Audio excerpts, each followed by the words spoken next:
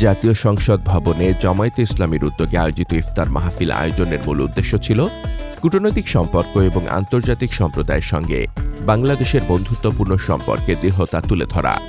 জামায়াতে ইসলামীর আমির ডাক্তার শফিকুর রহমান পরিষ্কার জানিয়ে দেন, পারস্পরিক সম্মান, সহযোগিতা এবং গঠনমূলক সম্পর্কের ভিত্তিতে বাংলাদেশ বিশ্ব সম্প্রদায়ের সঙ্গে আরও ইতিবাচক ও ভারসাম্যপূর্ণ সম্পর্ক গড়ে তুলতে চায়।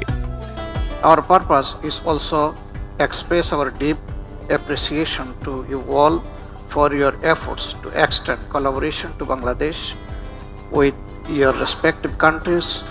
জামায়াতের ইফতার মাহফিলে এর আগেও দেশ বিদেশের কূটনীতিক এবং আন্তর্জাতিক সংস্থার প্রতিনিধিরা অংশ নিয়েছেন। তবে সংসদের বিরোধী দল জামায়াত ইসলামীর এই ইফতার মাহফিলে এবার সারাটা ছিল চোখে পড়ার মতো।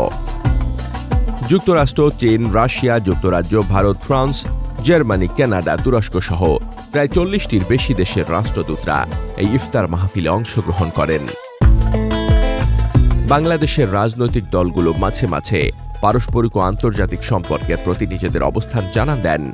জামায়াতের এই পদক্ষেপ মূলত আন্তর্জাতিক সম্প্রদায়ের কাছে দেশের অবস্থান ও সহযোগিতার বার্তা পাঠাচ্ছে।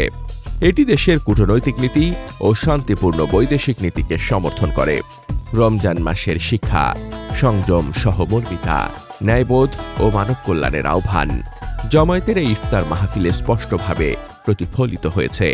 দেশের রাজনৈতিক দলগুলোর এমন উদ্যোগ আন্তর্জাতিক সম্প্রদায়ের কাছে ইতিবাচক বার্তা হিসেবে বিবেচিত হচ্ছে।